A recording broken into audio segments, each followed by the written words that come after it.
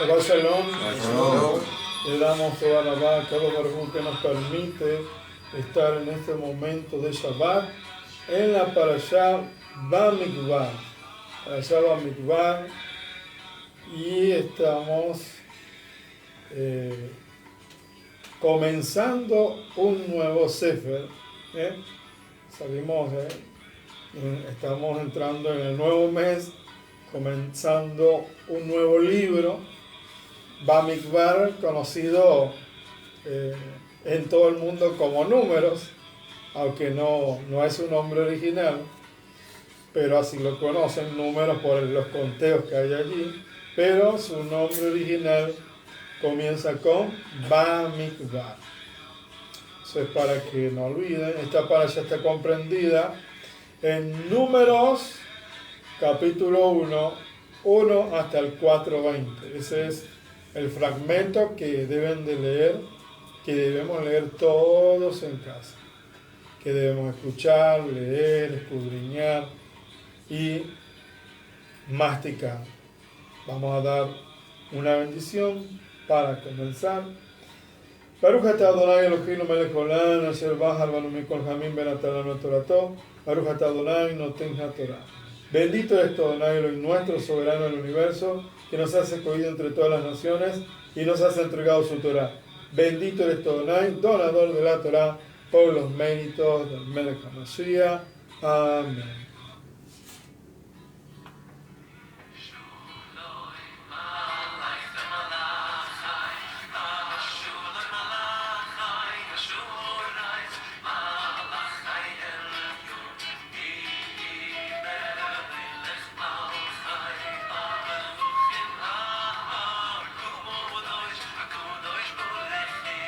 Comenzamos el capítulo 1. Vaidaber Adonai el Moshe Bemidbar Sinai Beoel Moed Bechad Lachodes Hasheni Bashana Hasheni Lexetam Eres Misraim Lemo. Y hemos dicho: Habló Hashem a Moshe en el desierto del Sinaí, en la tienda de reunión, en el primer día del mes segundo, en el año segundo desde su salida de la tierra de Misraim, diciendo. Entonces, así comienza nuestra porción. Repito de nuevo: en el desierto, Bamidbar, capítulo 1 hasta el 4:20. Y vamos primero a hablar sobre la segulot. Recuerden que toda porción de la Torah tiene algo para nosotros. Sí, tiene algo. Recuerden que la palabra de Hashem es viva y eficaz, y tiene algo para cada uno de nosotros. La primera lectura, Abraham, Gesed, Bamidbar 1:1, que acabamos de leer, que se habló a Hashem, a Moshe en el desierto de Sinaí, en el Mizkan de reunión, en el día primero del mes segundo. Este paso es segulá para recibir bendiciones celestiales de Kadosh Baruj Hu disponibles en el mes del día. Ahora, segunda lectura, Ijad Geburah, Bamidbar 1:52. Los hijos de Israel acamparán cada uno en su campamento y cada uno junto a su bandera por sus ejércitos. Esta lectura es segulá para superar la negatividad de las influencias astrales. Recuerden que hay influencias astrales y usted no se rige por ningún signo zodiacal, sino por, los que son hijos de Israel. Entonces se guían por una tribu, una bandera, un ejército de Akadosh Baruj Hu. Cada tribu tiene su bandera. Te voy a decir, hay una persona en la comunidad que tiene un carácter muy fuerte y que le gusta pelear.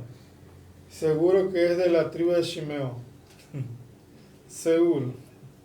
Entonces, sí, en serio, puede ser que sea de esa tribu, porque esa tribu le gustaba mucho pelear, y también de lo que hablamos ayer, de Zebulún.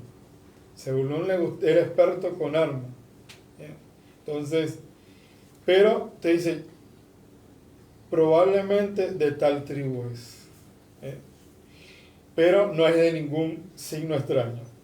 Tercera lectura, Jacob, Tiferet, Bamidbar. Bamidbar, vemos allí 2, 5 y 7. Junto a él acampará la tribu de Isahar y la tribu de Zebulún.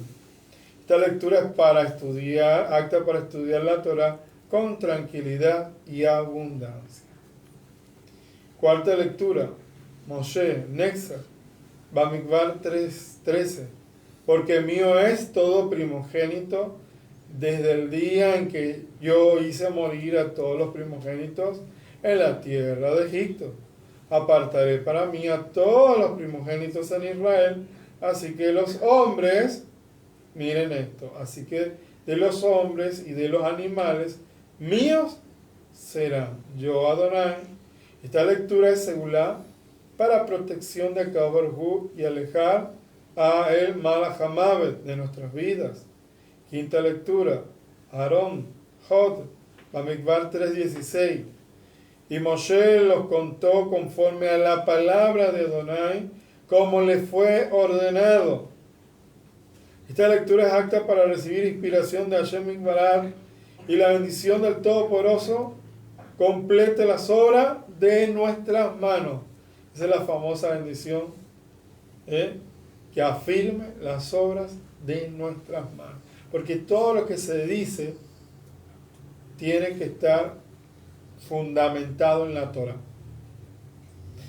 Sexta lectura, Bamidbar 3:47. Tomarán 5 ciclos por cabeza, conforme al ciclo del santuario los tomarás. El ciclo tiene 20 jeras. Esta lectura es apta para capará bonot, expiación de pecados. Kosher nashó, rescate del alma. Séptima lectura, David, Malhut, Bamidbar 4:7. Sobre la mesa de la proposición extenderá un paño azul y el lejen continuo estará sobre ella. Esta lectura es apta para conseguir el sustento con misericordia. Entonces eso ya lo pasamos, hasta está en YouTube, ahí en comunidad le puede dar me gusta y tiene la imagen y la puede compartir, ahí está, para que dice, mira, no la pude anotar, bueno, allí en YouTube está y también está disponible, los subtítulos, todo. El gobierno quedará libertad, ¿no? Sí, entonces eso está allí. El verdadero gobierno quedará la libertad. Muchos están buscando libertad por todos lados, pero solamente uno la puede dar. Solamente uno la puede dar. Hay un solo camino.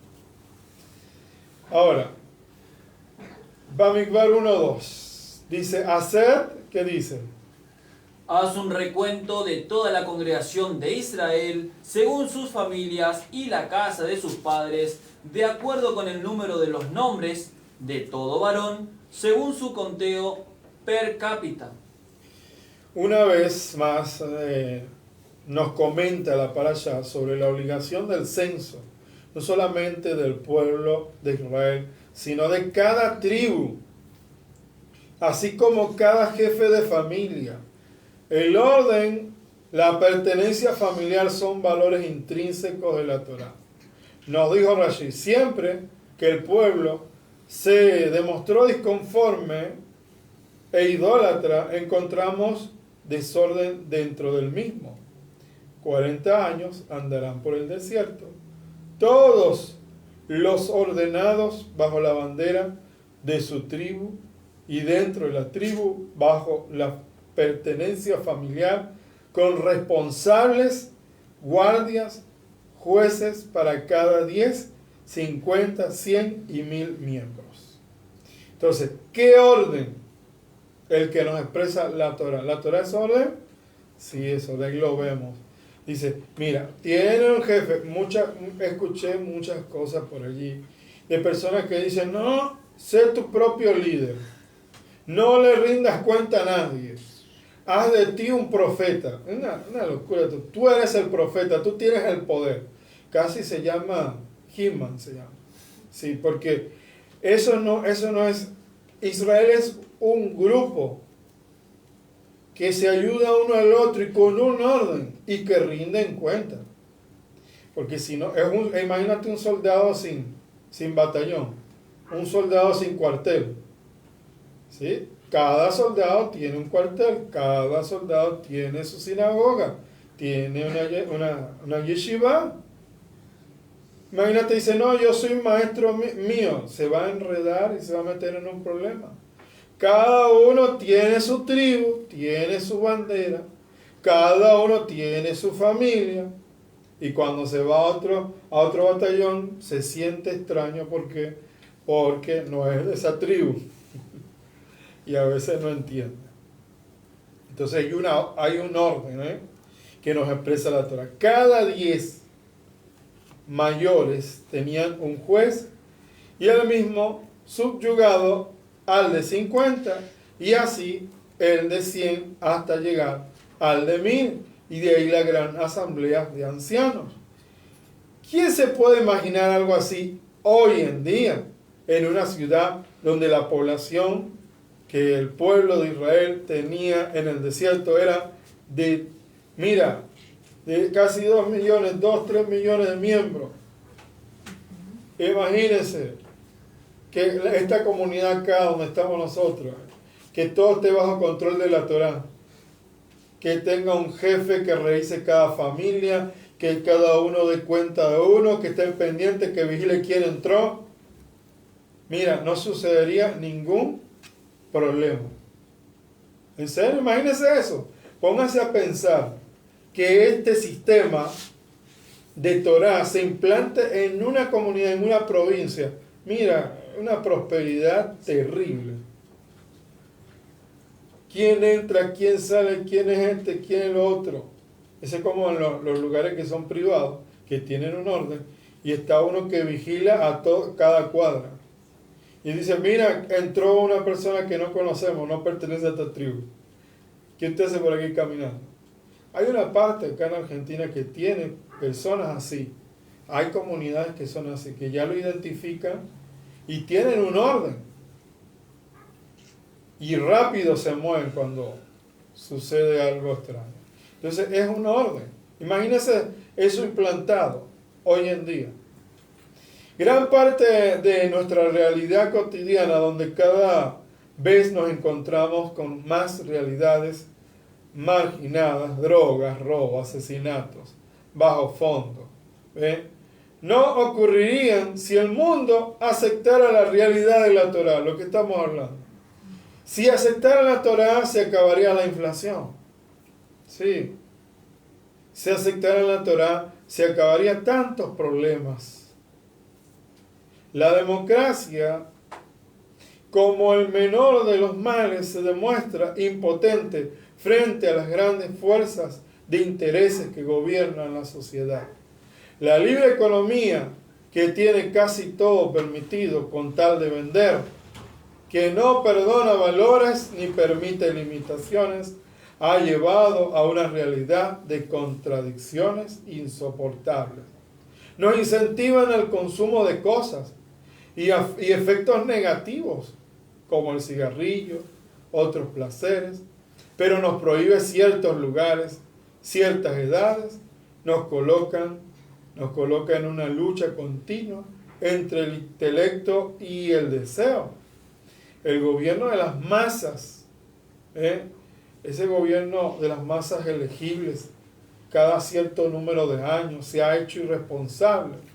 Quienes nos tienen que dirigir y nos han llevado a la realidad en la que nos encontramos, donde no existe sino intereses y gobierno, y donde ideales y valores suenan anticuados, donde el pueblo se siente impotente y apático y apenas ejerce su obligación, la de elegir a quien lo represente.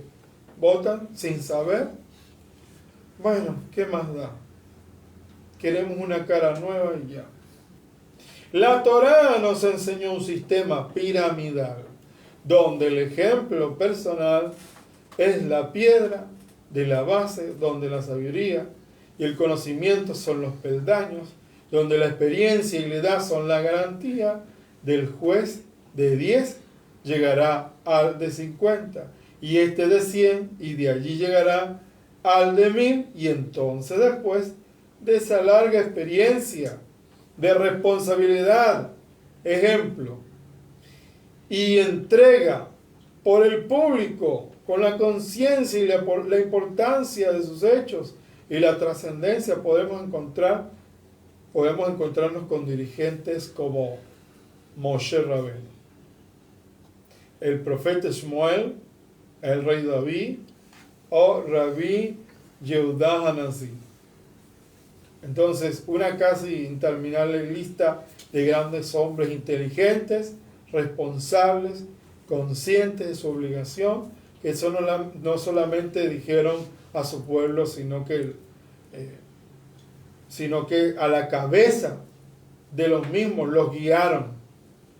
Pudieron decir en los últimos días de su vida: ¿acaso os pedí un animal para transportarme?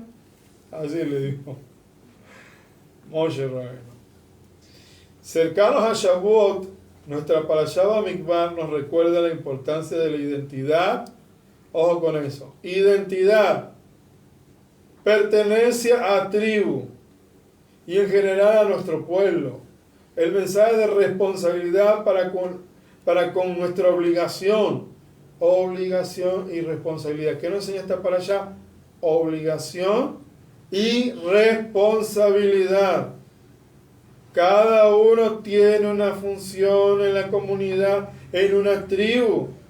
Tribu de Binyamin, ¿qué es lo que tiene? Cada uno tiene su trabajo. Cada uno tiene que dar cuenta. Entonces esta parashá nos da un orden y un oficio. Un compromiso.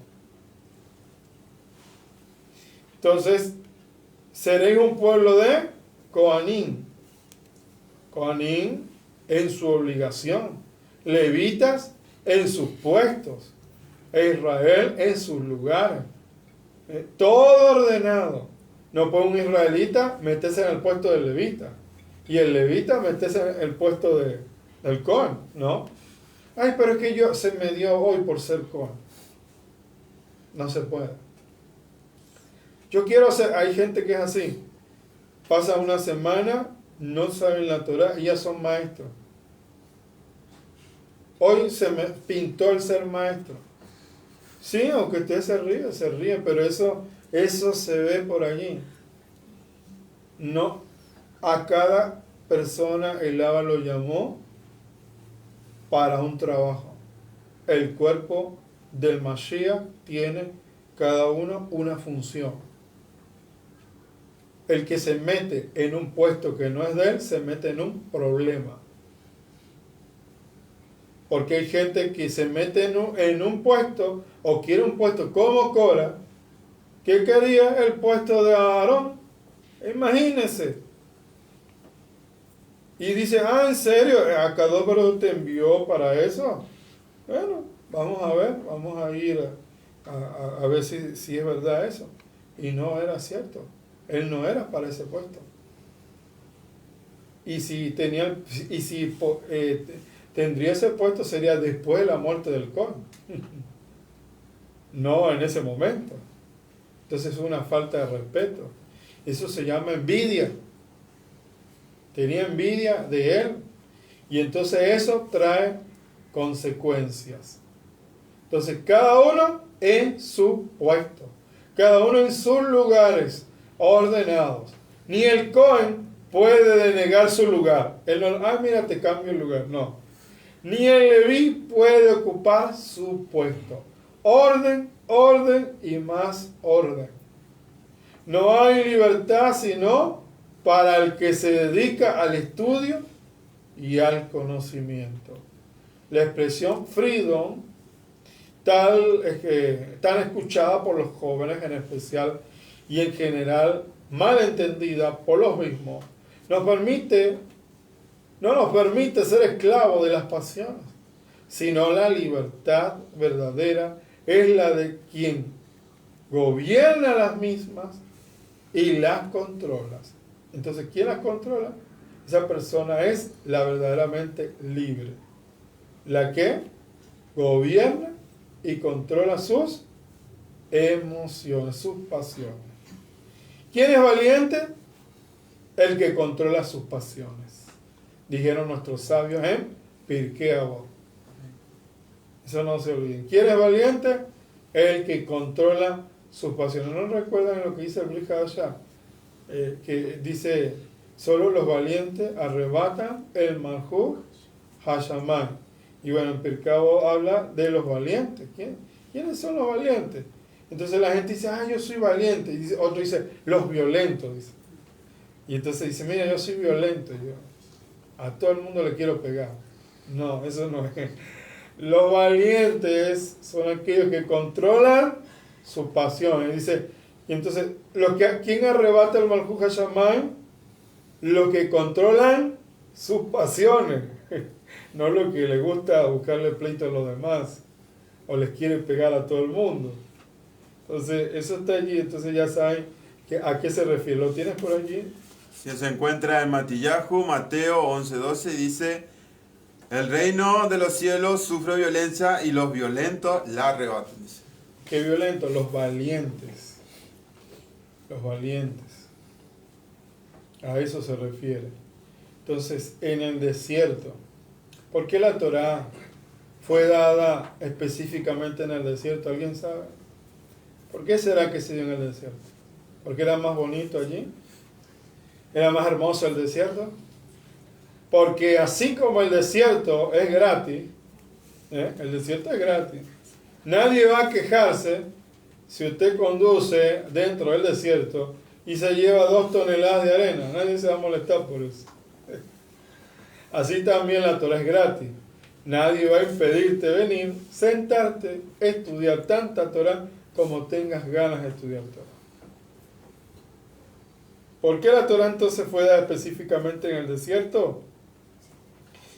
Porque para que una persona aprenda Torah, debe liberarse de toda distracción. Ahí en el desierto no hay distracción, ahí no hay cine, no hay esto, no hay lo otro, no hay placitas, no hay nada. Es desierto. ¿Qué es lo que hay? Arena, víbora, escorpión, el sol fuerte, calor. Entonces, ¿quién se va a estar en una distracción? Cuando van a dar Torah, nadie va a tener esos problemas. Por eso el desierto. Para que la persona aprenda que Torah debe liberarse entonces de toda distracción, vaciarse hasta que quede desposeída como el desierto. Un momento, recién me dijeron en el párrafo anterior que la Torah era gratis. Ahora me están diciendo que me va a costar todo lo que tengo y que tengo que abandonar todo y ser como el desierto. ¿Cuál es la respuesta? La respuesta cierta. Y son ambas. La Torah es libre, todo el mundo puede disfrutar de la incomparable fascinación intelectual de aprender Torah, pero si quieres que la Torah te cambie, te eleve y te refine, entonces debes estar preparado para liberar tu vida de toda distracción y convertirte en un desierto para que la Torah florezca en él. Eso lo dijo el Rav Mordechai Perlman. En el desierto, vuelve y se pregunta, ¿por qué la Torah fue dada en el desierto? De nuevo, las personas que viven en un área geográfica por razones pragmáticas de sobrevivencia y un mutuo interés propio tenderán a formar una sociedad. En función de que esta sociedad funcione, una constitución será formulada, leyes promulgadas, elaboradas y una legislación complicada crecerá para cubrir las necesidades de cada posible situación. Este es el modelo histórico de cada nación excepto el pueblo judío. Todos los otros pueblos que comienzan con una tierra y un sentido común de interés propio, solamente después desarrollan una constitución. Sin embargo, la entrega de la Torá, la constitución del pueblo de Israel, antecede a su locación geográfica en la tierra de Israel. Vean la diferencia. En Israel, primero se le da la constitución y todavía no habían entrado en la tierra. Y las otras personas, las naciones, no tienen constitución hasta que no entren a su tierra. Poseen una tierra sin tener constitución previa. Sin tener una constitución. Y después, con el tiempo, van colocando leyes. Entonces esa es la diferencia. Para poder entrar a la tierra prometida, al Gan Edén, necesita constitución. Primero tiene que aprenderse las leyes. Diría la Reina Valera, maestro en leyes. Sí, así dice la Reina Valera. Pero abogado, dice la Reina Valera. ¿Abogado en qué? Porque no entiende qué leyes son. La Torá. A eso se refiere, a un maestro de la Torá. Ahora, vemos que es diferente con el pueblo de Israel. ¿Qué le antecede? La Torá. Es por eso que la Torá fue entregada en el desierto, para mostrar el propósito de vivir en Eretz Israel. ¿Ven? Que el propósito de vivir en Eretz Israel es para cumplir la Torá y no viceversa. Entonces es una tierra para cumplir Mitzvot. Por eso que dice, yo me quiero ir a Israel. Que si quiere ir a Israel, tiene que prepararse primero en Torá. Porque Israel es donde más difícil cuesta guardar Torá. ¿Sí? Porque si no guardas Torá, Israel, la tierra de Israel, te vomita. Te vomita. Eso se ve, amigo. La gente no se da cuenta nada más. Pero usted va a Israel, tiene que estar preparado psicológicamente en Torá, en guardar Mitzvot. Si va a Israel, tiene que tener un deseo de guardar Mitzvot. Una disciplina, un orden. Porque si no, te hace la tierra así, te absorbe y te vomita. Entonces, por eso es que el que quiere ir a Israel tiene que estar preparado. Porque no es fácil así, porque sí. Vamos a ver Bamidbar 1:4. Y con ustedes habrá un hombre por tribu, un hombre que jefe de la casa de sus padres sea. Con vosotros estará un hombre por cada tribu. Cada hombre será cabeza de su familia. Un ignorante, el producto decepcionante de una línea distinguida de estudiosos, estaba presumiendo delante de un Talmid Jajam, un sabio, que no tenía antecedentes de su familia de origen. La diferencia entre tú y yo, le dijo así, dijo el ignorante, es que yo provengo de una familia de grandes rabinos y tú en cambio vienes de la nada. Así le digo, mira la falta de respeto, porque no sabía quién era. No, dijo el sabio, la diferencia entre nosotros es que tú eres el final de tu línea, mientras que yo soy el principio de la mía. Así le dijo, tú eres el final de tu línea, pero yo soy el principio de la mía. Tiene que ser cabeza. Así que el pasú aquí nos enseña que cada hombre debe ser cabeza de su familia. La cabeza y no la cola. Eso se encuentra en Mehelet Machshevet. Ese es el libro. Hashem habló a Moshe en el desierto, eleva, censa toda la congregación de los hijos de Israel. Dice, levanta las cabezas. Levanta las cabezas.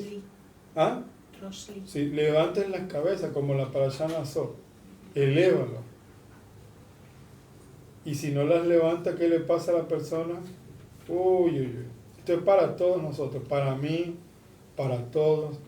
Cuando el Abba nos llama y nos da una responsabilidad, si llega el momento que no nos elevamos, perdemos la cabeza. perdemos la cabeza. Por eso es que él le dice, levántalos, elévalos. Si no te elevas, lo contrario de elevarse, ¿qué es? Descender. Entonces, elévalos. Cuando estés llamado a hacer algo en el servicio de Akadosh Baruj Hu, usted esté siendo elevado. Dice, mira, haga un resumen. Eso es una elevación. Mira, haga un PDF. Escriba allí, recite esto. Usted está llamado para orar. Es una elevación. Pero si no lo toma como algo importante, entonces perderá la cabeza. Porque él entonces no va a tener la elevación. La parashá esta semana es la primera parashá de 4 libros, del cuarto libro de la Torah, Sefer Bamidbar. El cuarto libro también se llama Humas HaPekudin. Humas HaPekudin, el libro de los números, porque Israel es contado nuevamente. Los países del mundo acostumbrados a censar, tuve el censo siempre, acostumbrados a censar a la población para determinar el crecimiento y las necesidades de la sociedad. Un censo transforma a cada persona en un número. Rashi explica que el pueblo de Israel fue contado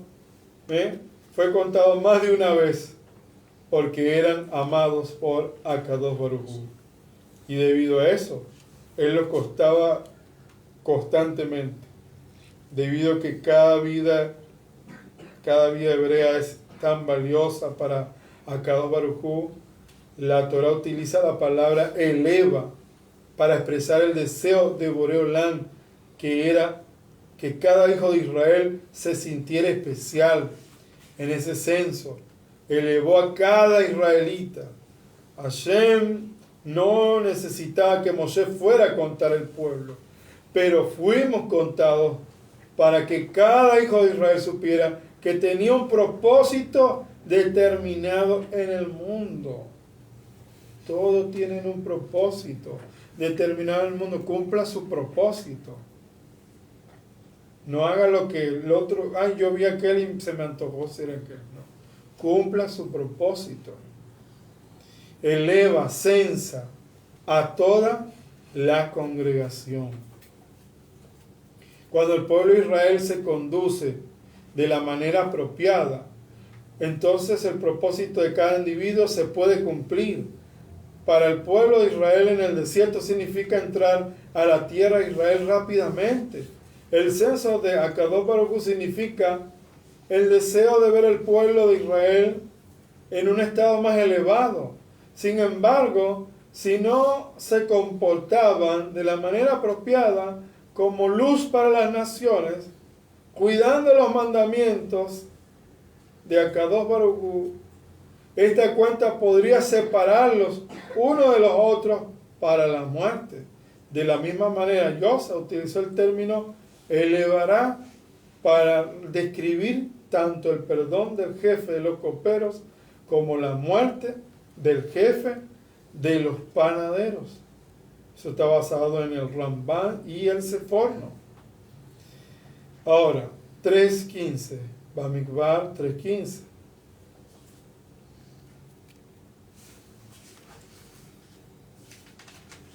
Bamidbar 3.15 dice: haz cómputo de los hijos de Leví según la casa de sus padres y sus familias, a todo varón de un mes de edad en adelante.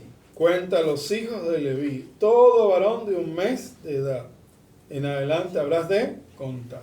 La cuenta de los levitas desde la temprana edad de 30 días, el mínimo periodo de tiempo para saber si un bebé puede sobrevivir, demuestra que la función de los levitas va mucho más allá del servicio en el Mishkan. El servicio y cuidado del Mishkan durante los viajes y mientras acampaban solo empezaba a los 30 años de edad. La cuenta desde pequeño demuestra que los levitas tenían una función especial de parte del cuidado del Mishkan. Esta era una función que podían cumplir a una edad más temprana, pero requería que que toda su educación fuera dirigida hacia él. Y efectivamente la tribu de Leví no solo protegía y cuidaba el Mishkan, sino que también eran maestros de Torah, enseñaban cómo observarla. Su misión era demostrar al pueblo que el cuidado de la casa de la Torah era responsabilidad de todos. El Rambam nos dice que los Talmidei Jajamín, los sabios, son los levitas de nuestros tiempos. Y por eso que debemos educar a nuestros hijos desde que nacen y cuidarlos a lo largo de su crecimiento y seguir cuidándolos aún después.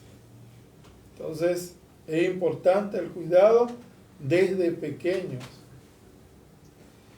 En el desierto, la desolación del desierto es eternamente la antítesis de la vida y la actividad.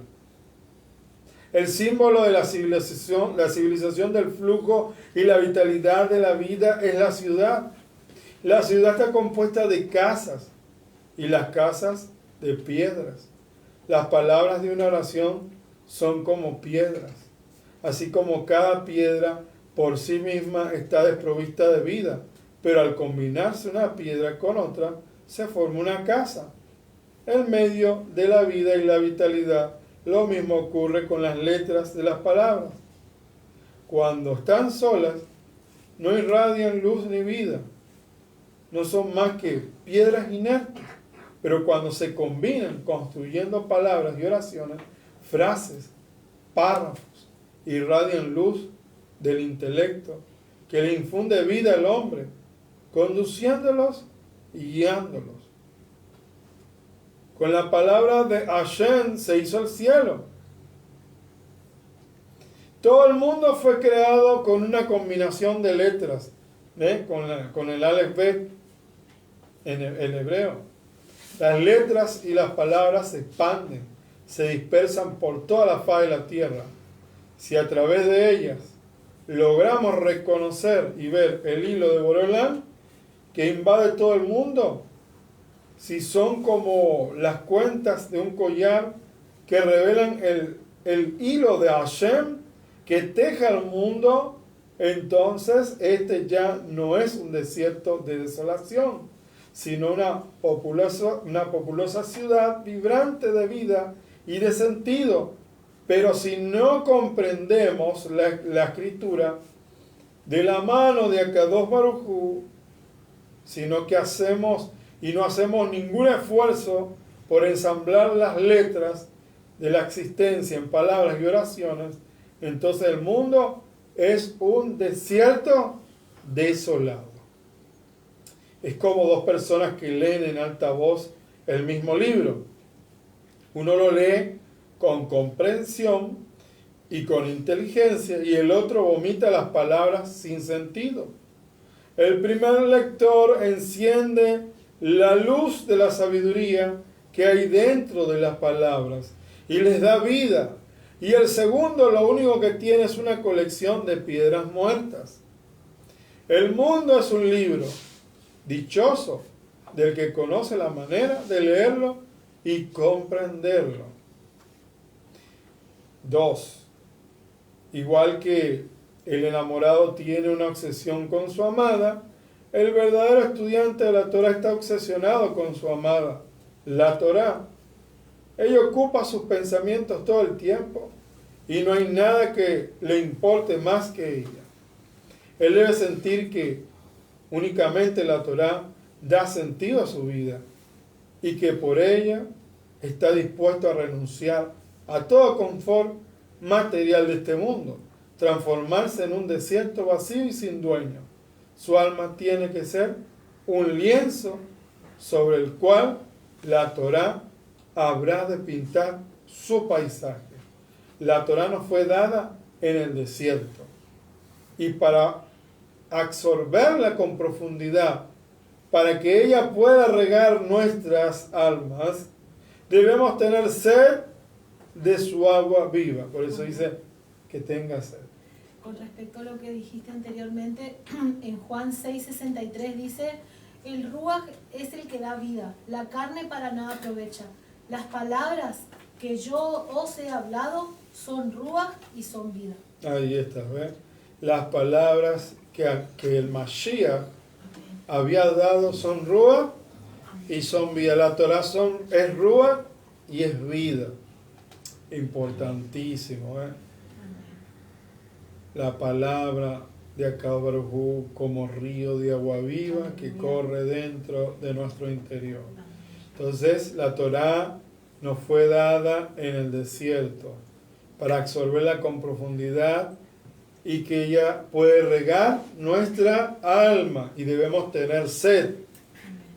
Por eso dice, felices los que tienen sed de justicia, sed de la Torah, sed del agua viva, igual que el hombre tiene sed de agua en el desierto. Debemos ser humildes como el desierto, olvidar todos nuestros conceptos previos, estar dispuestos a renunciar a nuestros deseos materiales y a los efectos distorsionadores de la pasión. Porque recién cuando permitamos que la Torah moldee nuestros procesos mentales, recién entonces Akadosh Baruj Hu abrirá nuestros ojos al mundo real. Tiene que ver con la Torah. Así es, correcto.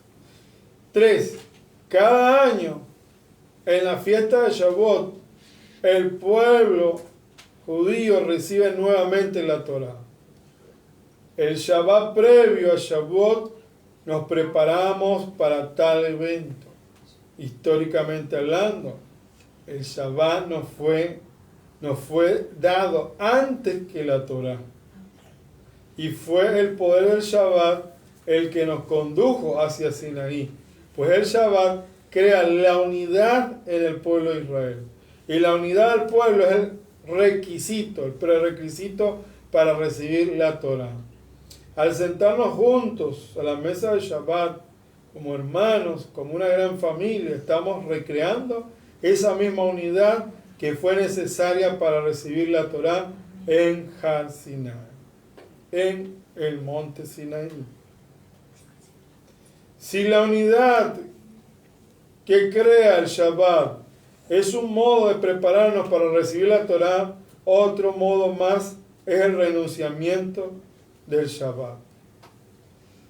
En vez de sentirnos llenos de nosotros mismos, nos transformamos en un desierto vacío de toda preocupación o interés, excepto el deseo de cumplir con la voluntad de Akadosh Baruj Hu. Todos y cada uno de los judíos poseen esa capacidad de renunciamiento que cada Shabbat encuentra expresión en el cese de la melajá, que es el trabajo creativo. Por consiguiente, el Shabbat es un preludio necesario para recibir la Torah, tal como dice la Agadá de Pesach, y Él nos dio el Shabbat y Él nos acercó al monte Sinaí. Bamidbar 2.17. Bamidbar 2.17. Luego irá a la tienda de reunión con el campamento de los levitas en medio de los campamentos en el orden en que acampan. Así marchará cada uno junto a su bandera. Vemos ahí campamentos y la tienda de reunión viajará en el campamento de Leví en medio de los campamentos. Entrará a cualquier Beit Knesset. ¿En qué lugar se encuentra la Bimá? El gran atril en el que se lee la Torah. ¿Dónde se encuentra cuando usted entra a una sinagoga? ¿Dónde se encuentra la Bimá o el gran atril? ¿Cómo está dispuesto eso? En el centro. Te va a estar todo alrededor y en el medio está. ¿Por qué no está a un costado? ¿Por qué no está en la esquina? Cuando los hijos de Israel viajaban por el desierto, la tienda de reunión viajaba dentro del campamento de Leví, que estaba justo en el centro de los campamentos. La tienda de reunión se encontraba allí debido que adentro de la tienda de reunión estaba el Aarón, el arca del pacto, donde se guardaba la Torá. La Torá tiene que estar en el centro. No está más cerca de una persona que de otra, ni más lejos de una persona que de otra. Cualquier judío puede estar tan cerca de la Torá como cualquier otro.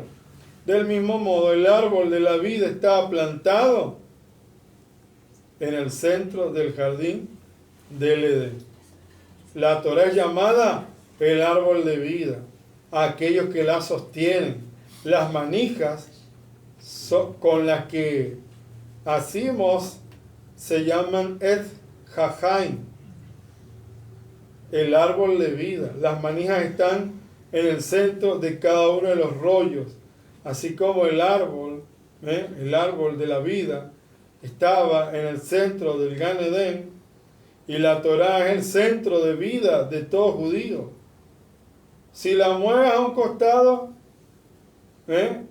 relegándola a ser un pasatiempo de fin de semana, pierde todo el equilibrio y el sentido de la vida.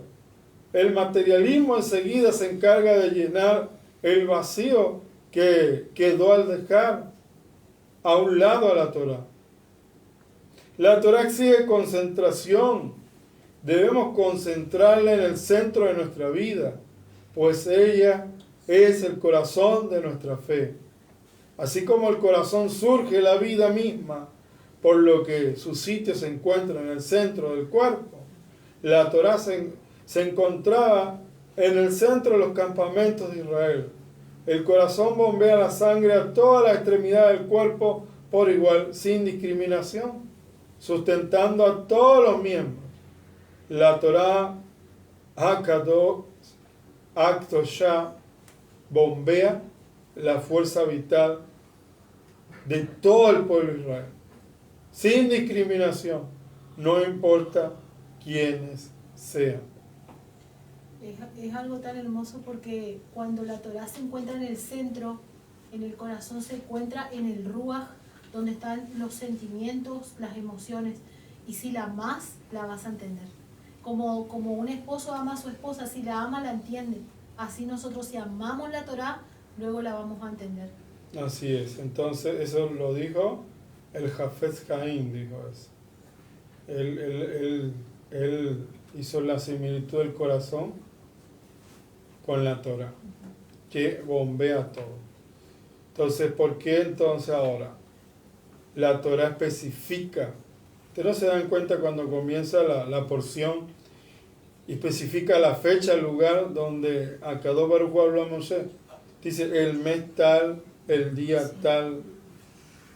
El libro de Bamidbar comienza y Hashem habló a Moshe en el desierto, de Sinaí, en el Mizkan, el primer día del mes segundo. ¿Cuál es el mes segundo?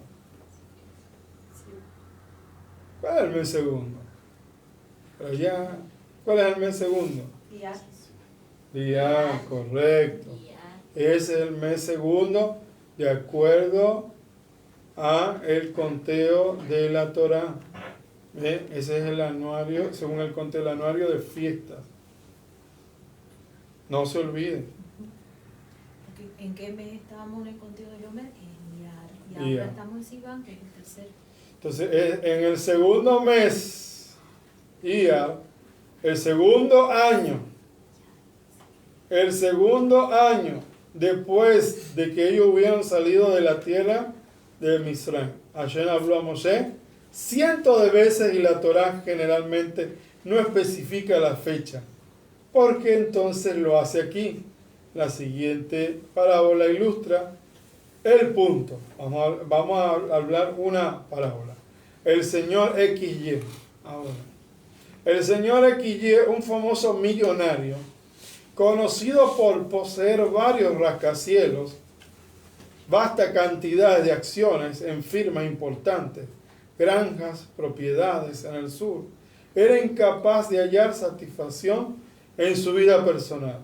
Había acabado de divorciar a su segunda esposa, la hija de un rico magnate petrolero, quien había amargado sus días con su incesante disputar.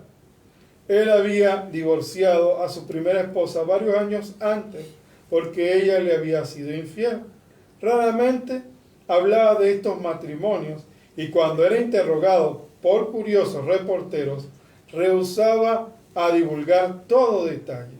Mantenía la fecha de sus casamientos y el divorcio en secreto, y cuando se le solicitaba exhibir sus contratos matrimoniales, él negaba poseer cualquier documento semejante. Muchos años más tarde, sus amigos le sugirieron una pareja para él. No obstante, inusual para un hombre en su posición, probaría indudablemente ser auspiciosa. La muchacha en cuestión estaba empobrecida, pero era de noble estirpe y refinado carácter. Después que el millonario hubo investigado, encontró que todas las afirmaciones hechas acerca de la joven, de la dama, eran ciertas. Exclamó: esta vez yo he encontrado a la esposa correcta. Anunciaré públicamente la fecha de la boda y ciertamente le daré a ella el contrato matrimonial. Después de crear a la humanidad, Hashem, para decidirlo de alguna manera, se desilusionó de una generación a otra generación. La generación del Mabul se rebeló contra él. Se rebeló en contra de él. Y así hizo ciertamente la generación de la dispersión. La Torá, por consiguiente, comenta la elevación y la caída de estas y de las subsiguientes generaciones sin revelar fechas exactas de su aparición en escenario de la historia o de su salida. De este modo, la Torá no registra cuándo las destrucciones de la generación de la dispersión o de muchos lugares que están allí, por ejemplo, de Sedón y Amorá, ni de las 10 plagas o de las 10 señales, y ni tampoco dice en tal fecha se ahogaron los egipcios. No dice eso. En ninguna parte dice la fecha. Relativo a los judíos, no obstante, Hashem exclamó: ellos son diferentes de las generaciones previas. Ellos son los hijos de Abraham y Gad y Jacob. Yo sé que este pueblo será leal a mí. Por consiguiente, él ordenó a Moshe registrar en la Torá el día, mes y año, localidad exactos, cuando los eleve a la grandeza. La Torá en Bamidbar 1.1 especifica la fecha y el lugar preciso de la alocución de Hashem a Moshe, al igual que estos particulares son encontrados en una ketubá, contrato matrimonial. Así este pasú demuestra que el pueblo de Israel fue escogido por Akadosh Baruj Hu de todas las naciones.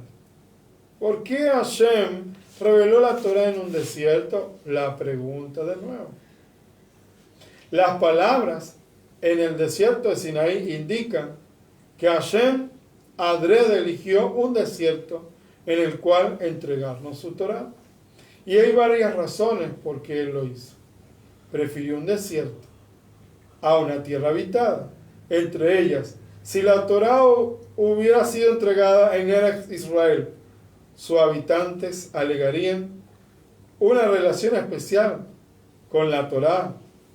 Hashem habló a los hijos de Israel en un lugar donde todos disfrutaban del libre acceso a fin de instruir a todo judío. Tiene una parte y una obligación en la Torá igual a aquella de todo semejante judío. Revelando la Torá en el desierto, Borei Olam nos enseñó que a fin de volverse grande en el estudio, uno debe hacerse a sí mismo como un desierto.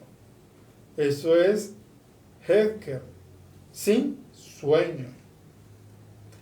Estas palabras implican, uno, al igual que un desierto es libre para todos, para pisar sobre él, así un judío debe ser humilde. Humildad es la conciencia de la propia pequeñez de uno.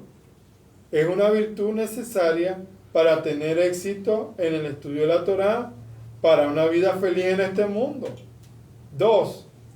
Volviéndose como un desierto, también implica que un judío debe estar listo para sacrificar el confort material por la Torá. El concepto de desierto sugiere lo opuesto de civilización con su confort y sus lujos materiales.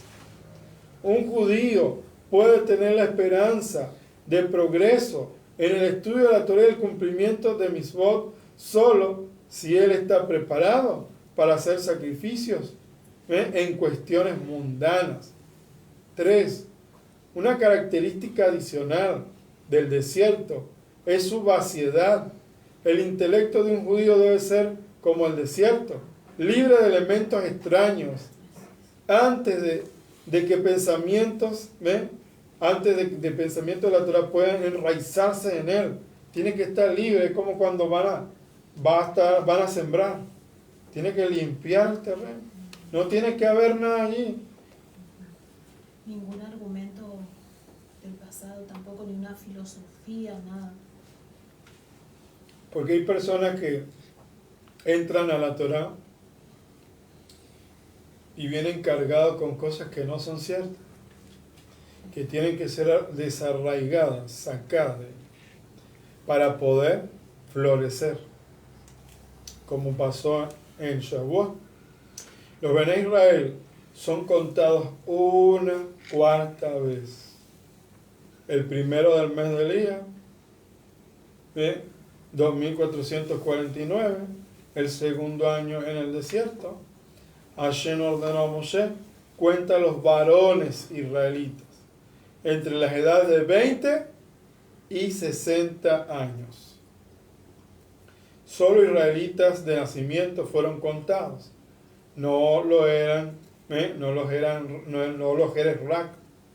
¿Saben quiénes eran, no? Estos los conversos egipcios que habían sido excluidos de todas las cuentas previas. Hashem ordenó a Moshe, reúne a los Bene Israel y cuéntalos, colectando una moneda de medio shekel de cada uno, dado que los hijos de Israel no pueden ser contados directamente. Cada uno presentará documentos y testigos para probar la tribu de la cual su padre es descendiente. Registra el número de cada hombre de acuerdo con la descendencia de su padre. Eso no se olviden. ¿Cómo se hacían los conteos? Por la descendencia del papá, no de la mamá. Usted no va a ver acá, porque la mamá es la que da la descendencia. No, la mamá no da la herencia, la da el papá.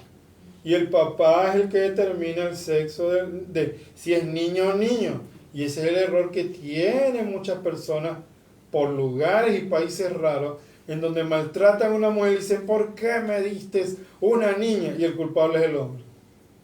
Y eso es un chiste, porque maltrata, ¿por qué no me das un varón? Y el culpable es el hombre, porque el hombre es el que agrega.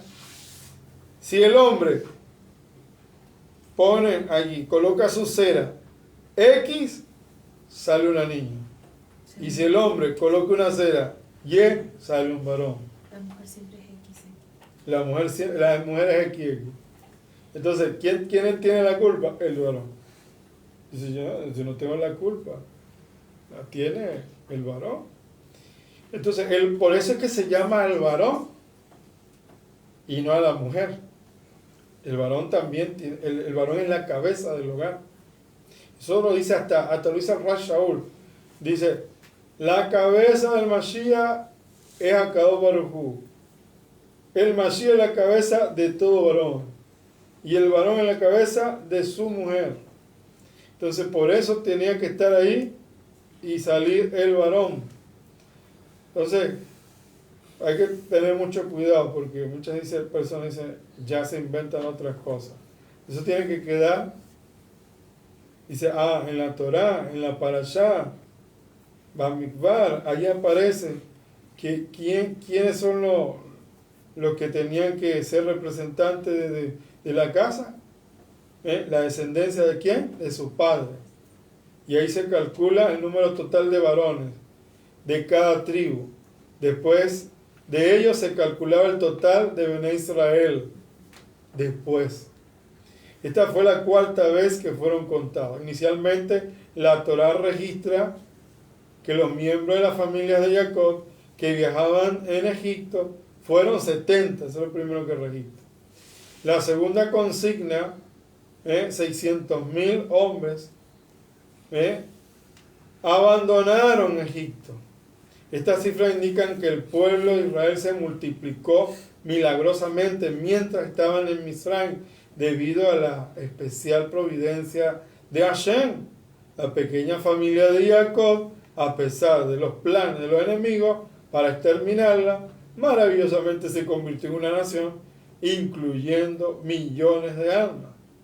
Entonces, después del pecado del becerro de oro, el 11 del mes de Tisri, 2448, los Bené Israel fueron contados una tercera vez.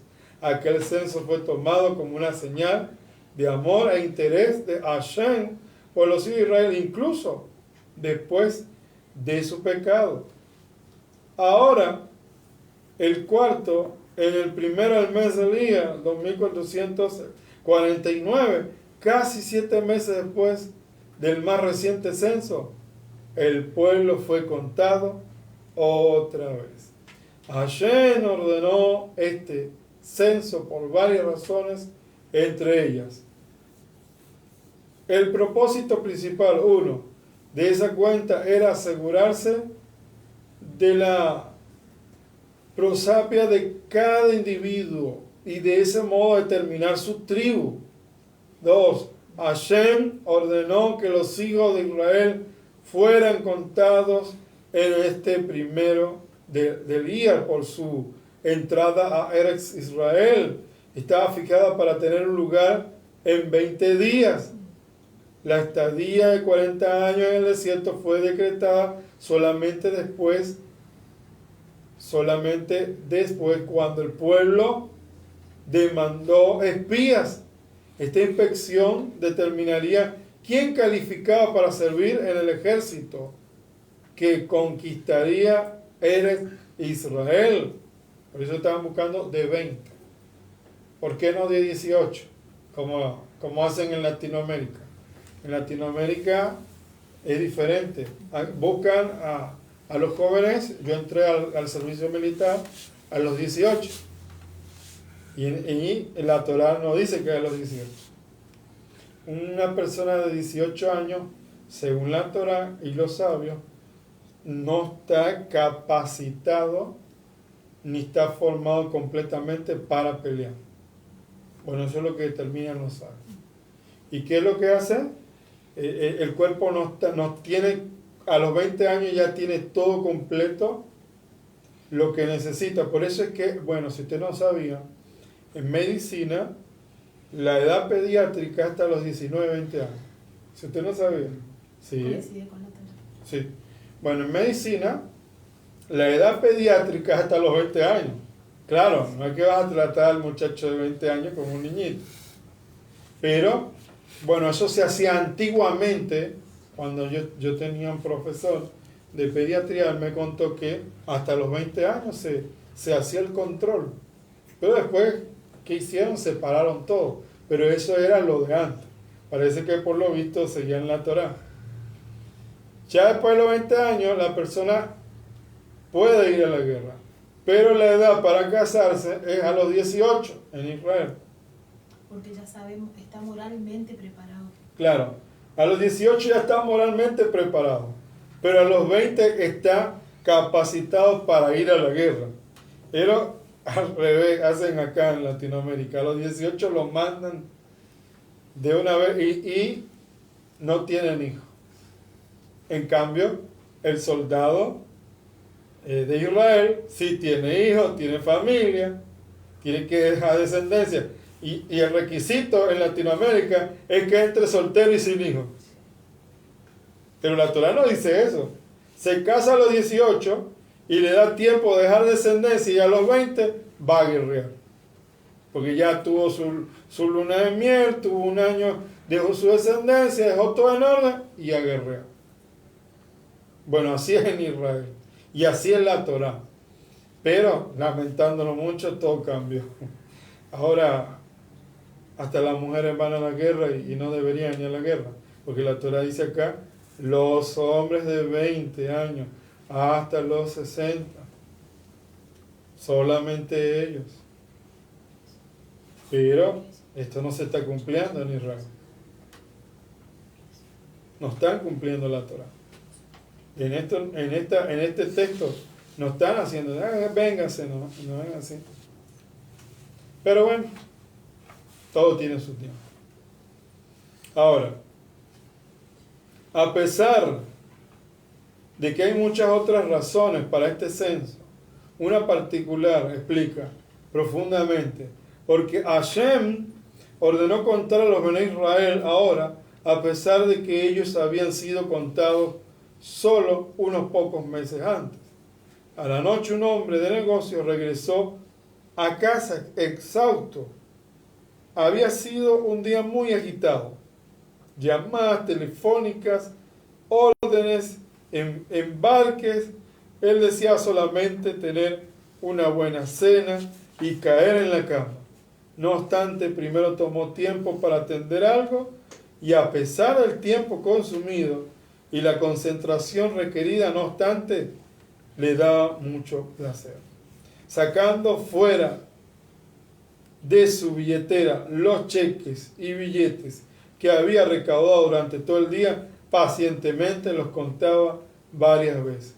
Olvidando su cansancio, se llenaba de satisfacción y de placer. Una persona invierte tiempo y esfuerzo para inspeccionar y contar objetos que le son preciados. El más valioso es el ítem. Más cuidadosamente lo escrutará.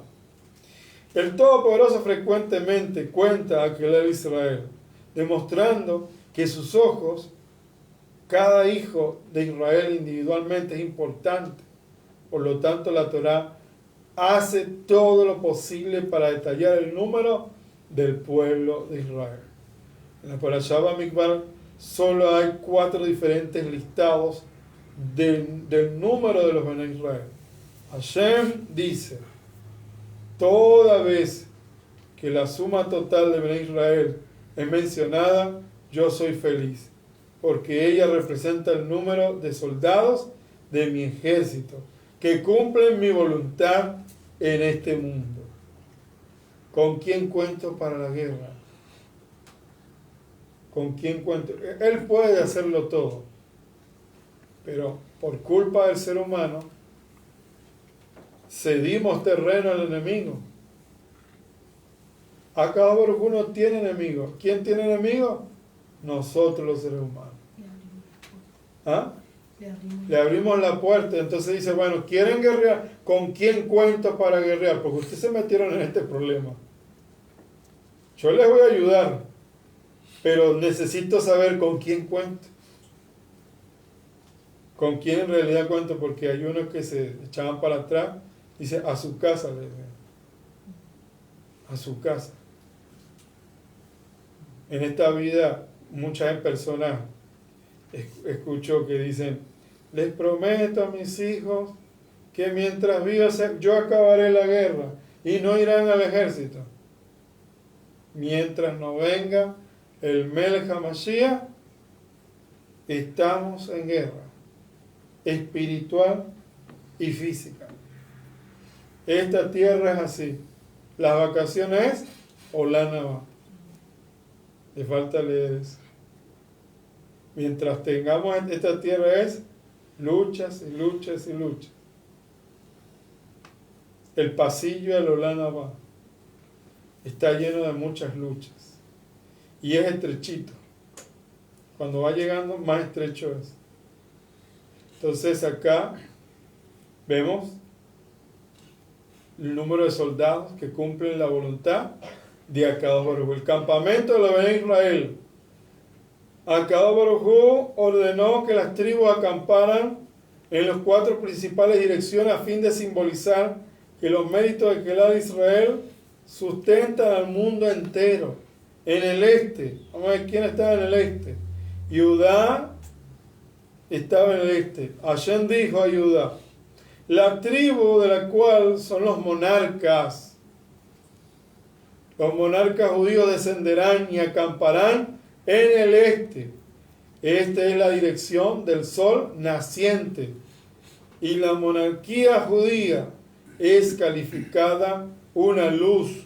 Su tarea es guiar a la nación por la luz de la Torá. Judá, por consiguiente, pertenece al este. De ahí tenía que salir el Melech HaMashiach, de la tribu de Judá. De ahí salió. Isahar también pertenece al este y la dirección de luz. La tribu de Isahar contaba de erudito de la Torá, el faro de la esperanza de la humanidad a lo largo de los años de oscuridad espiritual y confusión. Zebulún, la tribu que estaba apostada en el este también, la dirección de la luz, porque las riquezas adquiridas por medio de su comercio servían a la luz de la Torá. Los miembros de Zebulún utilizaban su riqueza para sostener a los estudiosos de la Torá, a los eruditos de la Torá de Isahar. Un sadí es afortunado y así es su vecino. Entonces eso no se olvida. Un sadí es afortunado y así es su vecino mientras vive. Los miembros de las 3 tribus que acampaban en la vecindad de Moshe y Aarón, en el lado este, se convirtieron en luminarias de la Torá. La tribu de Judá se distinguió en ellas mismas en el estudio de la Torá y Misbot. Isahar fue famosa por sus estudiosos de la Torá, quienes eran versados en el conocimiento intercalar los meses y de los años. Zebulún, además de sustentar a Isahar, se ufanaba de sus propios grandes eruditos de la Torá. Entonces, inversamente, infortunio al rasha, al malvado, e infortunio a su vecino. Recuerden el Pirkei Avot. Por más que usted no es malo y se mete en ese grupo, como yo tengo un conocido en el lugar donde yo me crié. Y ese conocido no andaba haciendo nada malo, pero tenía mala junta. Y un día se sentó con ellos y él no estaba haciendo nada. Y cayó la policía y también él cayó. Entonces, el que está con el justo recibe bendición. Pero el que está con el malvado, infortunio también para él. Como dice el refrán, dime con quién ando. Por más que no estaba haciendo nada malo, le cayó ahí una patrulla, pero en que estaba con un auto común, todos de civil y todos adentro. ¿Y por qué? Porque tú andas con este y este es peligroso. Entonces quiere decir que tú le apoyas a ese para adentro. ¿Sí? Ahora, las tribus de Rubén, Shimón y Gad estaban apostadas próximas a Kear. Por lo tanto, los miembros de Rubén, Datán y Abiram y On Ben Pelet se unieron al rebelde de Cora de la familia de Kear. Miembros de Shimón y Gad en otras ocasiones causaron Mahloket, que es rivalidad. En el Midrash enseña que nosotros debemos seleccionar cuidadosamente nuestros vecinos y asociados. En el sur, Reubén Reubén, rocío y lluvias de bendiciones emanaban del sur. Después de pecar en el incidente relativo a Bilhá, Reubén confesó su error y se arrepintió. Reubén, el gran primer Baal Teshuvah. Recuerden que Reubén no se acostó con su mamá, porque esa es como su mamá. Es una cosa terrible. Muchos inventan con la mujer de su papá. Eso es una aberración lo que dice la gente por ahí. Así que sáquese si he visto muchos mesiánicos que todavía siguen con eso y le siguen y todos los años siguen con la misma cosa. Bueno, Reubén no se acostó con ninguna mujer del papá porque si hacía eso lo iban a eliminar. Él lo que hizo fue meterse en las decisiones de su papá. Tomar decisiones que no le competen. Una gran falta de respeto a su papá le hizo. Entonces confiesa su error y se arrepiente. Eso es lo bueno. Reubén es un ejemplo de ¿qué? De Teshuvah. Primer Baal Teshuvah. Persona que retornó al buen camino. Implantó el potencial para la Teshuvah en sus descendientes. La posición de la tribu en el sur, la fuente de lluvias benditas, indicaban qué bendiciones vienen al mundo en el mérito de la Teshuvah.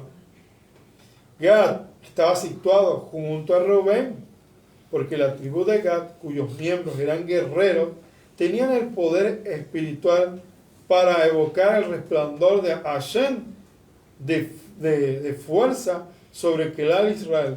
Esta cualidad complementaba la cualidad de misericordia evocada por la tribu de Reubén. Shimón, aquí está el terrible. Shimón estaba posicionado entre las dos tribus, precipitadas para su propia protección espiritual. Shimón no había recibido bendición explícita de su padre Jacob, quien estaba encolerizado de que Shimón hubiera tomado la iniciativa de destruir Shechem y en vender a Yosef.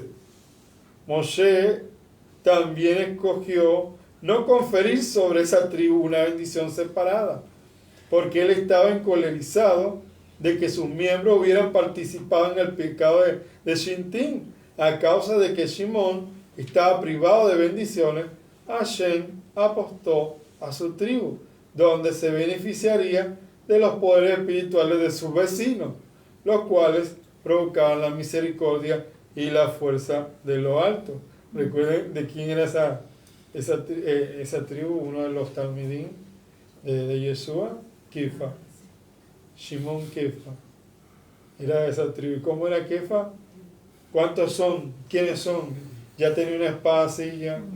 Si por eso él era así, llevaba eso. Decía, por favor, Kefa, ¿qué te pasa? Le dice, el que pelea con espada, a espada morirá, el que mata espada, le digo así. Tranquilízate, todo lo quieres resolver cortando cabeza, cortando oreja. Entonces, hasta que rectificó y cambió. ¿Cambió? ¿Hizo Teshuvah? Sí, hizo Teshuvah. Mira que quedó implantado en él. Dice que lloró amargamente, dice. ¿De dónde viene esto? ¿De dónde Kefa llora amargamente? ¿Quién le enseñó a él? Alguien marcó y dejó una huella, un roshen. ¿Quién fue el que dejó el roshen? Allí, Shimón también se arrepintió. ¿De dónde lo aprende? De su vecino. ¿Cuál es su vecino? Reubén, ahí está, de los que están con él. Entonces, también se arrepintió. Siempre tiene que haber un ejemplo. Siempre. Pero si no hay ejemplo, nadie se arrepiente. En el oeste emanaba nieve, granizo, helada, calor, fuerzas poderosas que causan muerte y destrucción.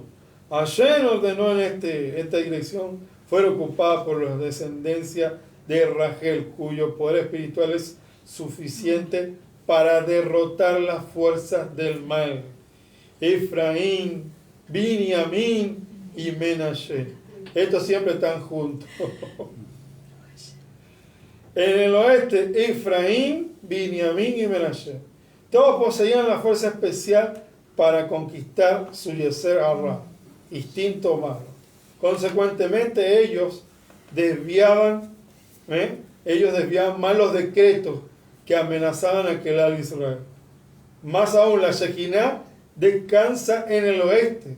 Por consiguiente, Binyamin, el querido de Hashem, al que fue prometida la presencia de la Shekinah, estaba apostado en aquella dirección.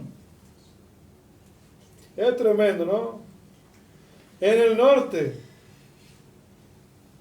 Dan, oscuridad desciende sobre el mundo desde el norte.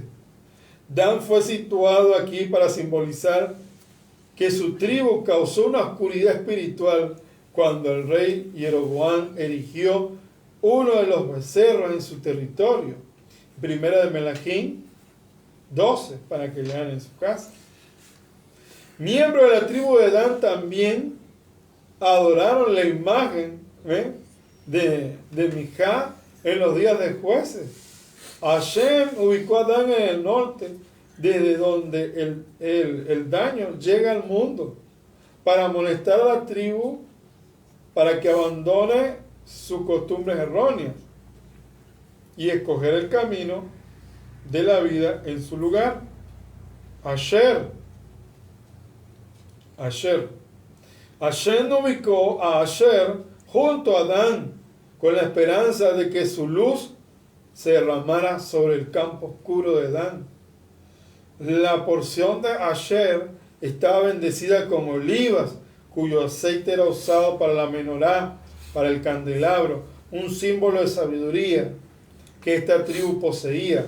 Asher estaba destinado a impartir sabiduría a Dan. Después, Naftalí fue puesto junto a Dan porque poseía un resplandor celestial de bendición material. Su bendición se derramaría encima para beneficiar a la menos merecedora de las tribus. Entonces todos salen ganando. ¡Qué bendición! Mecubalim nos dice que todo este libro nos ayuda a realizar un análisis interno personal para corregir aspectos que no nos ayudan a elevarnos.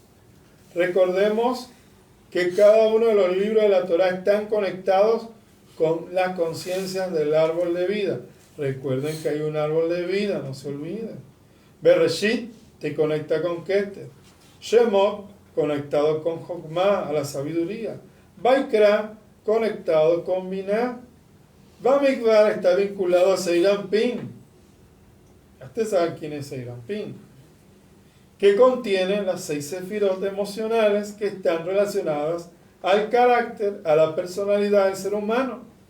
Pues las Neshamot, que son las almas de los seres humanos, están enraizadas en las 6 sefirot. Algunas personas están conectadas a Gesed, Tiferet, Geburah, pero cada una buscará alcanzar la relación genuina que está en identificar cuáles son las cualidades dentro de la sefirot de Seir Anpin y Tikkun Amidot, que son corregir esas cualidades y elevarlas. El Ruach HaKodesh te ayuda a corregir esas cualidades. Recuerden que es el Ruach del Mashiach, de Seir Anpin. Estas cualidades son en total 7 sefirot dentro de Seir Anpin: Gesed, Geburah, Tiferet, Netzach, Hod y Yesod, y la manifestación Malchut. Por esa razón es que en la segunda noche de Pesach realizamos un conteo llamado en hebreo Sefirah Haomer, donde contamos 7 semanas completas. Cada semana tiene dentro de sí 7 días, y allí corregimos las fibras energéticas más profundas de la sefirot, ya que el trabajo espiritual de estos días es elevar las emociones. Dice el Rebbe de Lubavitch que una persona espiritual es aquella que eleva las midot, las emociones primordiales, a los intelectos. No significa esto que la persona se vuelva fría o no tenga sentimientos, sino que simplemente todo lo que percibe su aspecto emocional, lo eleva a un nivel tal que en lugar de sentir, tiene conciencia. Y como dice Jajamín, la conciencia lo es todo. La conciencia lo es todo. Una persona que tiene las emociones elevadas no lo tumba nada. Él sabe por qué viene algo. Él es revelado por qué viene cada cosa. Y no empieza a despotricar y a decir cosas en contra del Creador, porque tiene conciencia, sabe de qué viene algo.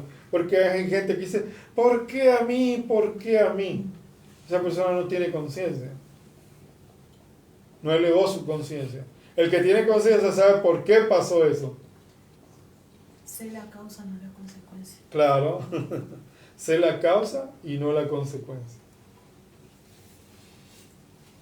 ¿Cuál es la diferencia entre una persona espiritual y una persona arraigada al mundo físico y todos sus estímulos? ¿Cuál es la diferencia? Que la persona espiritual se guía por la conciencia de la Neshama. 2 Corintios 10:5.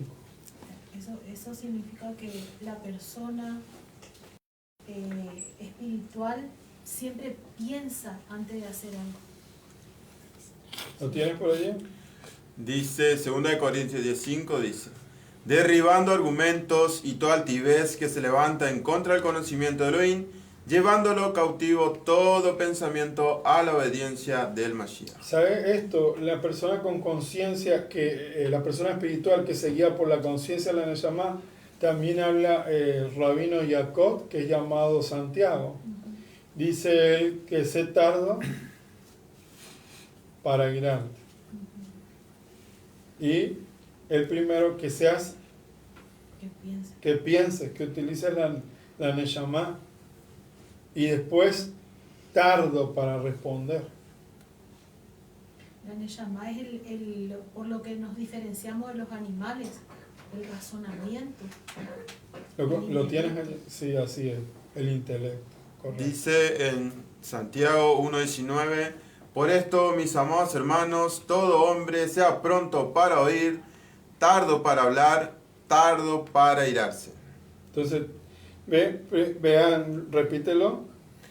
Por esto, mis amados hermanos, todo hombre sea pronto para oír, Pronto para oír. tardo para hablar, tardo para irarse. Entonces, analiza. Tiene una conciencia.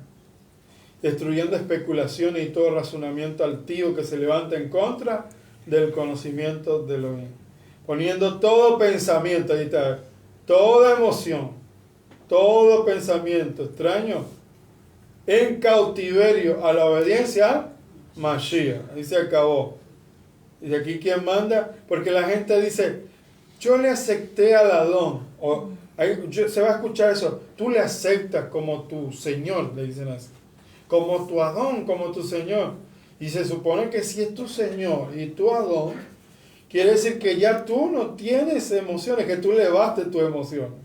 Que no se trata de tus gustos, que no se trata de lo que a ti lo que tú deseas, sino lo que a obediencia a la Torah, al Mashiach. Cuando dicen obediencia al Mashiach, es obediencia a los mandamientos. Que sea su voluntad. Él dice, sí, hasta el Melech HaMashiach nos enseñó a nosotros. Que se haga tu voluntad. No como yo quiero, sino como tú quieres. Entonces, si Bamikvar está conectado a Seir Anpin, al Mashiach, entonces todas las parashiot que vamos a conectar de aquí en adelante nos llevan a ese proceso. Y es por eso que estudiamos Bamikvar en Sefirah HaOmer, pero antes de la festividad de Shavuot. Para pensar. Recuerden que el Melech HaMashiach se fue al desierto. ¿Sí? Se fue al desierto para prepararse. ¿Y cómo salió del desierto? Lleno de poder, dice. Pasó por el desierto. Recordemos que estudiamos en Jocotai, donde tenemos 49 maldiciones para que se termine en el año, y sus maldiciones, que se termine y comience un año de bendiciones. Así que este libro de Bamidbar, para Bamidbar, es la antesala para una gran festividad, donde recordaremos que hace aproximadamente 3.500 años, Akadosh Baruj Hu hizo un pacto con el pueblo de Israel. Y potencialmente en el futuro un pacto con las naciones de entregar la Torá y así alcanzar la cúspide de la espiritualidad de todo individuo. Cada año podemos renovar esa energía espiritual, y Akadosh Baruj Hu, en nuestros días nos vuelve a conceder la fuerza de la Torá. No solamente fue entregada los Ashereh HaDibrot, las 10 palabras, no solo fue entregado de un texto religioso a un pueblo que había sido esclavizado en Misraim. El Rad Yehuda Aslat dice que en el momento que Akadosh Baruj Hu otorgó la Torá a Am Israel y ellos aceptaron la Torá, declarando Naseh Ben Isma, haremos y escucharemos, en ese momento se reactivó dentro de Am Israel el gen de la inmortalidad, aquella inmortalidad que se perdió con la desconexión de Adán y Java. Se había regenerado en la festividad de Shavuot, pero lamentablemente, así como ocurrió en el principio con Adán y Java, que conectaron con el árbol del conocimiento del bien y del mal, los hijos de Israel conectaron con el becerro de oro y se volvió a perder esa inmortalidad. Sin embargo, en el ADN espiritual queda un pequeño roche de esa vida larga de inmortalidad. En ese aspirar del tiempo, en el tiempo dentro de lo que es la recepción de la Torá, que no es lineal sino circular, ascendente, y volvemos al mismo punto donde se manifestó esa inmortalidad. Próxima festividad de Shavuot, tenemos la oportunidad de conectar con los destellos de la inmortalidad.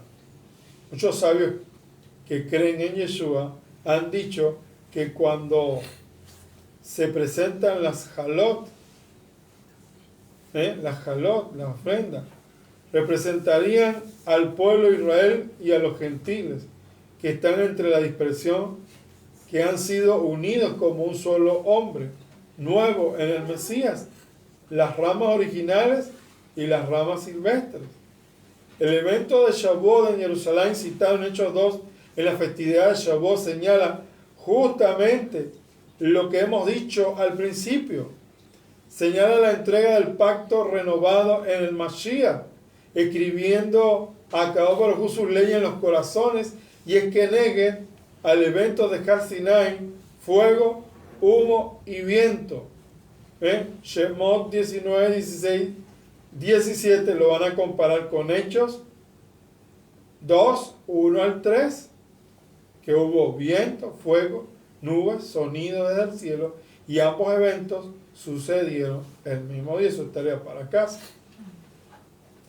Shavuot, ahí es lo que sucedió en Hechos. Hechos 2, 1 al 3, Shavuot. Sí, Shemot, Éxodo 19, 16, 17 y Hechos 2, 1, 3. Se nos relata que Akadosh Baruj Hu habló en todos los idiomas simultáneamente cuando pronunció sus Ashereh HaDibrot. Se cuenta también que mientras que sus palabras fueron dichas, se encendían como coronas de fuego sobre las cabezas, sobre cada individuo que allí estaba. Esto también se relaciona con la Shonot Shel Esh, las lenguas de fuego que vemos en el capítulo 2. Y se empezaron a hablar la Torá. ¿Qué estaban hablando los que se llenaron de Ruach HaKodesh? La Torá en todos los idiomas, como sucedió en Shavuot. No había, aquí comenzó la iglesia. No, la congregación comenzó en el desierto. La primera congregación, asamblea, se hizo en el desierto. Esa es la primera asamblea. Amén. Sí, porque si vamos a iglesia, la primera iglesia que se fundó fue la católica. Se van a enojar, pero la primera iglesia que se fundó es la católica. No hay otra, después vinieron otras iglesias. De lo que es gentil. Sí. Iglesia, sí. Si vamos a poner en primer lugar, primera iglesia del mundo, la católica. No hay más. Y de ahí salieron otras iglesitas. Pero la asamblea salió en el desierto. Amén. La gran asamblea. Y de ahí después se convirtieron en pequeñas yeshivot y así sucesivamente. Sanedrín y todo lo que hay ahora en la actualidad. Entonces vemos allí, vemos que aproximadamente 1500 años antes de la entrega de la Torá en Har Sinai, hubo otro evento que aconteció en lo que pudo ser fecha de Shavuot, la destrucción de la Torre de Babel. En Babel, Hashem confundió el idioma como resultado del abuso de la unidad por un propósito malvado. Se unían para algo malo. En Jerusalén, en Hechos 2, Akadosh causó que la gente entendiera el idioma de otro, que no era el suyo. Primero no lo podían entender el uno al otro, por causa de sus idiomas diferentes, pero pudieron entenderse el uno al otro mientras alababan a Akadosh Baruj Hu, lo cual es el uso correcto de la unidad del Ejad, pues estaban unánimes adorando a Hashem. En Shavuot, en Hechos 2, Hashem cambió la maldición de Babel. En Babel, la humanidad perdió la habilidad de comunicarse a través del hablar en varios idiomas. Entonces, debido a su rebelión contra Boreolam, en Hechos capítulo 2, el don de lenguas les quitó la pena de su rebelión. Este don de lenguas fue descrito como lenguas de fuego e introdujo la restauración de la unidad del lenguaje de la tierra o adoración que se complementará en el futuro con la venida del Melech HaMashiach Yeshua. Sofonías 3:9. Sofonías 3:9. Dice: en aquel tiempo devolveré yo a los pueblos pureza de labios para que todos invoquen el nombre de Adonai, para que les sirvan de común consentimiento. Ahí está profetizado. Amén. Así que no se olviden de ese texto. La profecía es para que hable un idioma que entiendan todos. Es pureza de labios. ¿Cuál es el idioma que tiene pureza de labios? El hebreo. El hebreo, no el arameo. Porque el arameo hay un montón de groserías. El hebreo no tiene malas palabras. Ahora, Shavuot también es conocido como la temporada de nuestra liberación. Shavuot completó la experiencia de la redención que sucedió a través de Pesach y el escape de Misraim en el monte Sinaí. Akadosh Baruj Hu reveló quién eran ellos. No los sacó de la esclavitud de Egipto para llevarlos al Sinaí y ponerlos de nuevo bajo esclavitud con la Torá. No, eso no fue así. Él los trajo a Sinaí y les dio una Torá para librarlos, para darles libertad.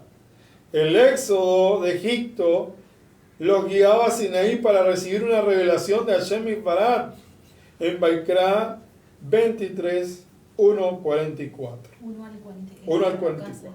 ¿Ah? Es para la casa. Sí, eso es para leerlo en la casa. Baikra 23, 1 al 44. Entonces encontramos una lista de festividades de Adonai que nos son dadas en instrucciones.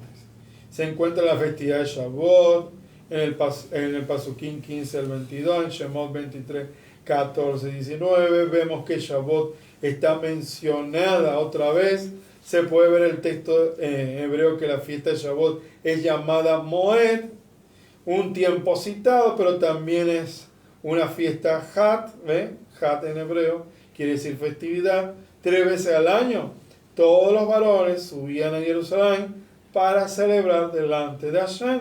Las celebraciones son de mucha alegría, regocijo.